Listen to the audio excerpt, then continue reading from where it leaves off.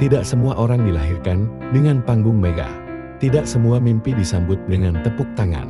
Sebagian mimpi lahir dalam sunyi, dan Valen adalah salah satunya.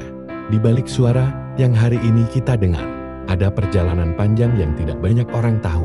Perjalanan tentang keyakinan, kesabaran, dan keberanian untuk terus bernyanyi meski dunia belum mau mendengar. Valen bukan siapa-siapa saat pertama kali bermimpi. Ia hanya seseorang dengan suara dan harapan yang sering diragukan. Ada hari di mana lelah terasa lebih keras daripada tepuk tangan.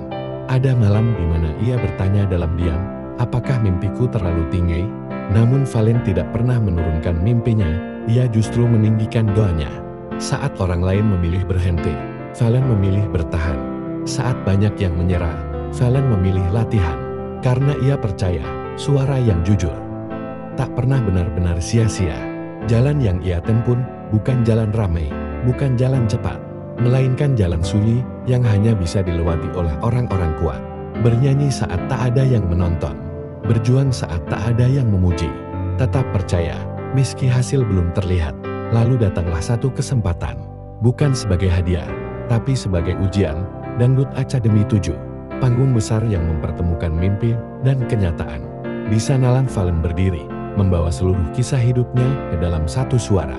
Ia tidak hanya bernyanyi, ia menceritakan perjalanan. Ia menyalurkan luka, harapan, dan doa yang selama ini disimpan. Dan untuk pertama kalinya, banyak orang mulai mendengar.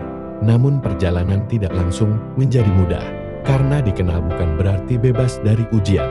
Tekanan datang, komentar datang, keraguan kembali mengetuk. Tapi Valen sudah belajar satu hal. Yang paling berbahaya bukan kegagalan, melainkan berhenti mencoba. Ia memilih tetap rendah hati, tetap belajar, tetap menghargai proses. Karena Valen tahu, popularitas bisa naik dan turun, tapi karakter akan selalu tinggal.